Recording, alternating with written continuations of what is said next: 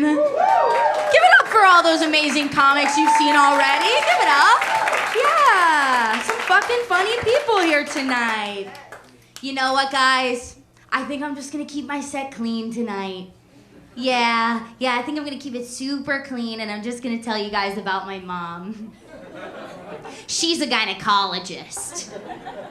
Which basically means she gets to do what every guy wants to do. You know what I'm saying, right? Right? Yeah, have a high-paying job. Now, growing up, my mom would use air quotes a lot to describe things, but as a child, I didn't really understand what air quotes meant. You know, I just wanted to be like my mom, right? So I would use air quotes generously, and I just came off as this super fucking creepy child.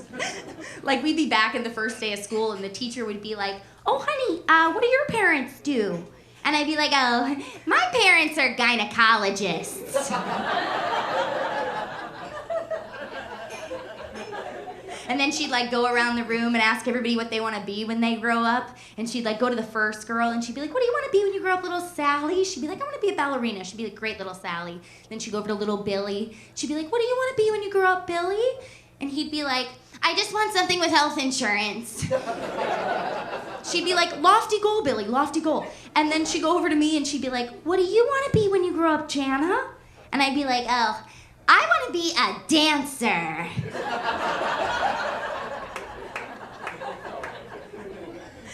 And then it'd be like time for carpool, and she'd be like, "Who's that coming to pick you up after school today, sweetie? Who's that coming to pick you up?" I'd be like, "Oh, that's my daddy. We're going to the playground. Mommy knows." But then I moved to New York to do stand-up, and I love New York. I think the thing I like most about New Yorkers is that, like, nothing phases us, right? Because we've seen so much shit. We're so desensitized. Like, I got on the subway the other day. She knows what I'm talking about. I got on the subway the other day, and the conductor was like, "Attention passengers, the A train is prevented from moving forward because a man has fallen into the tracks, become decapitated, and electrocuted. Next stop, 72nd.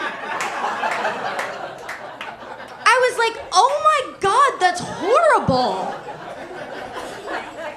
We're gonna be 15 minutes late."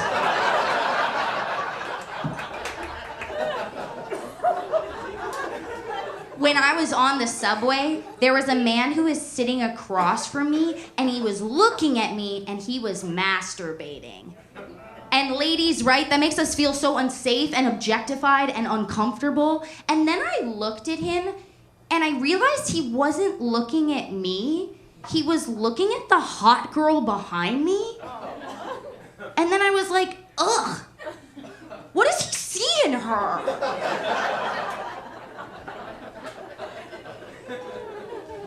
My friends are having kids now. Anybody else's friends having kids? Yeah, I'm so happy for them. I just hate it when they go on Facebook and they'll post like that black and white picture of a tiny blob that looks like evidence from Law and Order SVU. And they're like, "Big news, we're having a baby." And I'm like, "We get it, Courtney, you fucked your husband." Or like, has this ever happened to you? You'll be catching up with friends and you'll be like, "Hey, what's new with you? What's going on?" And they'll be like, "Big news." And they'll get this weird look of pride. And then they'll be like, "We're trying."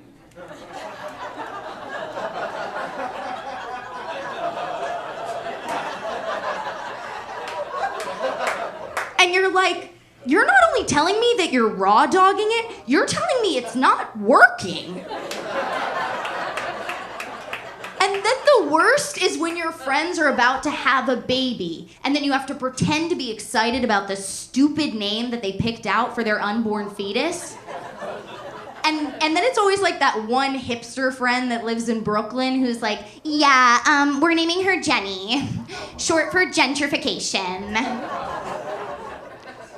And I can't get behind the gender reveal parties. I'm sorry, I can't. Like, could you imagine being the kid, grown up, whose gender reveal party caused the wildfires in California?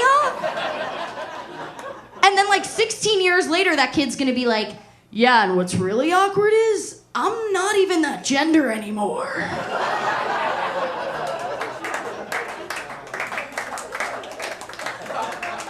Speaking of gender, I've been getting this kind of weird intro from hosts at stand-up shows where they'll now go, and now for your next, a female comedian, Jana Bernard. Which is so weird to me. Could you imagine if we did that with other jobs? Like, all right, Billy, time for Sunday school with your male priest. It's almost like they're worried that I'm gonna be in the middle of a punchline on stage and then triplets are just gonna fall out of my vagina. And then they're gonna have to like drag these newborn infants across the stage and be like, remember, audience, we warned you. It was a female. Babies can fall out of them at any time and they store their jokes in their tits.